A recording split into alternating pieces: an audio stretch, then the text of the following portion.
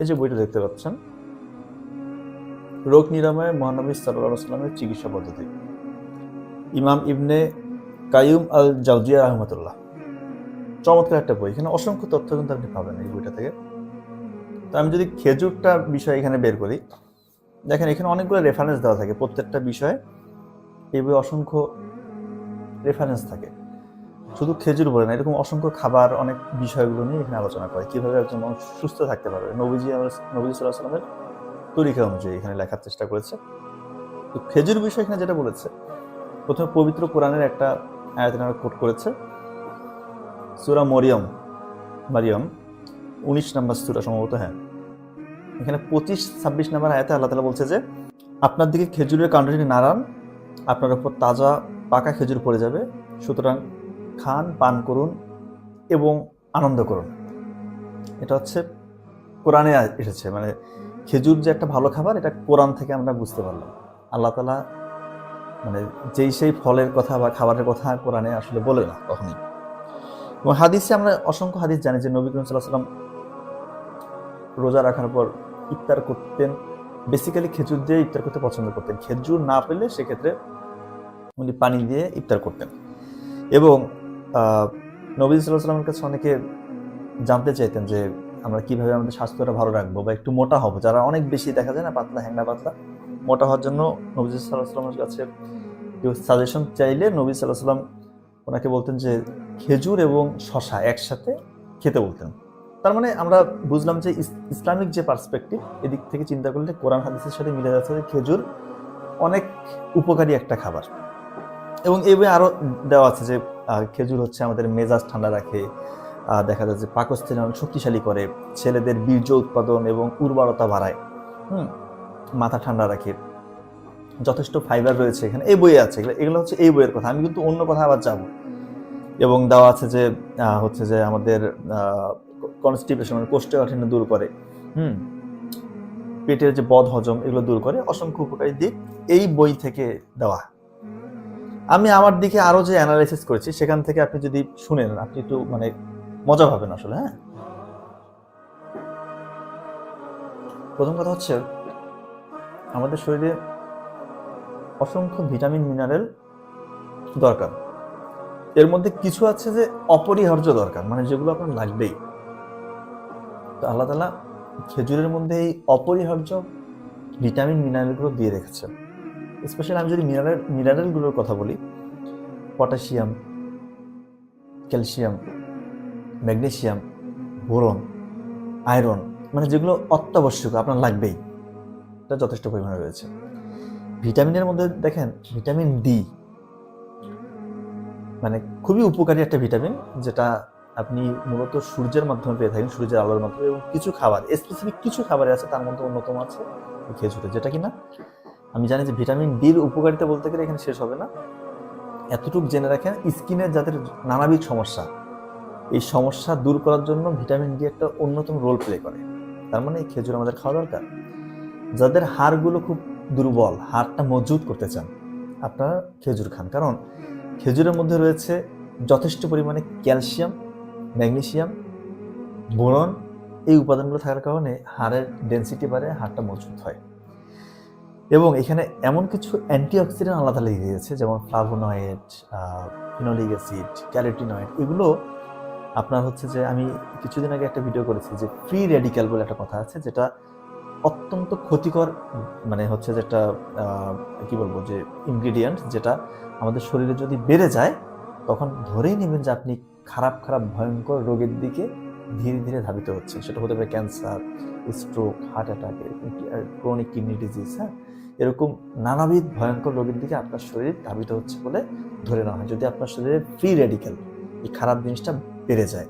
তো এই অ্যান্টিঅক্সিডেন্ট যেগুলোর নাম বললাম, ফ্লাভোনয়েড, ক্যারোটিনয়েড, ফেনোলিক অ্যাসিড, এগুলো যথেষ্ট পরিমাণে খেজুরের মধ্যে রয়েছে, যেটা কিনা ফ্রি রেডিক্যালটাকে আপনার শরীরে বাড়াতে দেয় না, কমিয়ে আনে। মাশাআল্লাহ। এবং যে মেয়েরা কনসিভ করেছে, গর্ভবতী, গবেষণা বলছে তারা যদি প্রতিদিন 2টা করে খেজুর খায়, তার নর্মাল ডেলিভারি হওয়ার সম্ভাবনা অনেক গুণ বেড়ে যায়, কারণ এটা লেবার পেনটাকে সময় মতো ইনডিউস করতে পারে। এখন তো দেখা যায় সিজারে ভরে গিয়েছে, স্পেশালি বাংলাদেশে আমরা তো জানি ডাক্তাররা মেয়ে ধরেন একটা গর্ভবতী হয়েছে, ও মানে নর্মাল ডেলিভারি সম্ভব, আমরাও বলছি আমাদের হসপিটালে যখন আসছে যে আপনি অপেক্ষা করেন না, আপনার নর্মাল ডেলিভারি হবে, অধৈর্য সিজার করে ফেলে। ডাক্তারদেরও অনেকে আছে তারা মানে হচ্ছে যে, আমি সব ডাক্তার কথা বলছি না, কিছু ডাক্তার এরকম আছে কমার্শিয়াল, তারা ইচ্ছে করে সিজার করে, সেটা গুটি কয়েক, যাই হোক সেটা ভিন্ন বিষয়। আমি যেটা বলতে চাচ্ছি, খেজুর খেলে নর্মাল ডেলিভারি হওয়ার সম্ভাবনা অনেক গুণ বেড়ে যায়, এবং খেজুরে যে লেভেলের ভিটামিন মিনারেলগুলো আছে এবং যে নিউট্রিশনটা আছে, এটা একজন গর্ভবতীর মায়ের খাওয়াই উচিত। কারণ ওই সময় তো অনেক বেশি তার মানে হচ্ছে যে ফিজিওলজিক্যাল যে ডিমান্ড, বডিতে তার আরেকজন শরীরে তো আরেকটা মানে হচ্ছে যে জীবন, আরেকটা শরীর বড় হচ্ছে ওনার সাথে সাথে, একটা বাচ্চার ওখানে তারও তো একটা নিড আছে, যেটা কিনা আপনি খেজুর খেলে যথেষ্টই কাভার হয়ে যাবে ইনশাআল্লাহ। এবং খেজুরের মধ্যে রয়েছে ভিটামিন সি, ভিটামিন ডি, যেটা আমি আগে বলছি স্কিনের জন্য অত্যন্ত ভালো, স্কিনে ইলাস্টিসিটি বাড়ায়। এবং আরেকটা তথ্য দেখলাম যে ব্রেইনের ফাংশনটা অনেক বেশি বুস্ট করে, স্পেশালি ব্রেইনে যদি কোনো প্রদাহ মানে ইনফ্লামেশন হওয়ার সম্ভাবনা থাকে, ওই সম্ভাবনাটাকেও সে কমিয়ে আনতে সক্ষম। দেখবেন যে অনেকের ব্রেইনে স্ট্রোক হচ্ছে, কারণ এখানে ব্লাড ক্লট হয়, থ্রোম্বাস ফর্মেশন হয়, যেগুলো আপনি যদি রেগুলার বেসিসে খেজুর খান, ওই ফর্মেশনটা ওইভাবে আর হইতে পারবে না, ওইটাকে অনেকটাই প্রোটেকশন দিবে আল্লাহ চাইলে। এবং খেজুরে রয়েছে পটাশিয়াম, যেটা কিনা আমাদের হার্ট অ্যাটাকের ঝুঁকি অনেক গুণ কমিয়ে আনে। এবং আমি এই বই থেকে বলেছি যে ছেলেদের স্পাম তৈরিতে হেল্প করে। কিভাবে করে? এটা টেস্টোস্টেরন হরমোনটাকে বুস্ট করে, অ্যাক্টিভ করে। টেস্টোস্টেরন হরমোনের পরিমাণ যদি বেড়ে যায়, এর কাজই হচ্ছে স্পাম তৈরি করা। মূল কাজ, অনেকগুলো কাজের মধ্যে একটা মূল কাজ হচ্ছে স্পাম তৈরি করা। এটা টেস্টিস থেকে, ছেলেদের যে হচ্ছে যে টেস্টিস আছে, এখান থেকে মূলত এই স্পামটা তৈরি করে টেস্টোস্টেরন হরমোন। কিন্তু টেস্টোস্টেরন হরমোন কমে গেলে আপনার কোনোভাবেই ওই লেভেলের কোয়ালিটি সম্পন্ন স্পাম বীর্যটা তৈরি হবে না। খেজুর খেলে আল্লাহর রহমতে টেস্টোস্টেরন হরমোন প্রোডাকশনটা বেড়ে যায়, আলটিমেটলি ওই টেস্টোস্টেরন হরমোন টেস্টিস থেকে স্পাম বীর্যটা তৈরি করে। চমৎকার মেকানিজম। তার মানে সবকিছু অ্যানালাইসিস করে দেখা যাচ্ছে, কোরআন হাদিস থেকেই বলেন, মেডিকেল সায়েন্স থেকেই বলেন, অসংখ্য উপকারিতা রয়েছে এই খেজুরের। আর একটা কথা বলি যে গ্লাইসেমিক ইন্ডেক্স বলে একটা কথা আছে, অনেকে ধারণা করতে পারে যে এটা খেলে তো দ্রুত হয়তো বা মানে ব্লাড সুগারটা বেড়ে যাবে, ডায়াবেটিস হওয়ার ঝুঁকি বাড়বে। না, মোটেও না, এটা গ্লাইসেমিক ইন্ডেক্স কম। গ্লাইসেমিক ইন্ডেক্স হচ্ছে, যেটা গ্লাইসেমিক ইন্ডেক্স যত বেশি, ওটা তত দ্রুত আপনার ব্লাডের মধ্যে সুগার লেভেল বাড়িয়ে দেয়। আর যেটা গ্লাইসেমিক ইন্ডেক্স কম, ওইটা ধীরে ধীরে ব্লাডে সুগার লেভেল বাড়াতে পারে।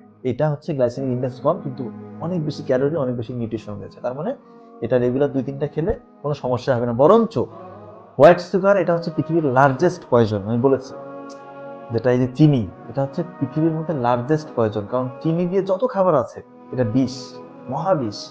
এটার উৎকৃষ্ট একটা অল্টারনেটিভ হতে পারে এই খেজুর। এবং খেজুর দিয়ে আপনার চেষ্টা করবেন বিভিন্ন রকমের আইটেম করার, হালুয়া বলেন, সুজি বলেন, পায়েস বলেন, এটা আপনি খেজুর দিয়ে করার চেষ্টা করবেন। দেখবেন যে ইনশাল্লাহ মানে সুগারের যে হার্মফুল ইফেক্টগুলো, ওইটা তো হবেই না, বরঞ্চ খেজুরের আপনি উপকারী দিকগুলো আপনার শরীর পাবেন। শরীরটা অনেক অ্যাক্টিভ থাকবে, চাঙ্গা থাকবে। এবং রোজা মাস, আমরা তো ইফতারে, এটা আমাদের ট্রেডিশন যে ইফতারে আমরা খেজুর খাই, এটা আমরা কন্টিনিউ করব। এবং অবশ্যই মানে খেজুর দিয়ে ইফতার করতে একটা সুন্নত বলে, সেহরিতে আপনি চেষ্টা করবেন খেজুর 2-3টা খেয়ে নেওয়া, তাহলে আপনার এটা কিন্তু দীর্ঘ সময় শক্তি ধরে রাখতে পারে।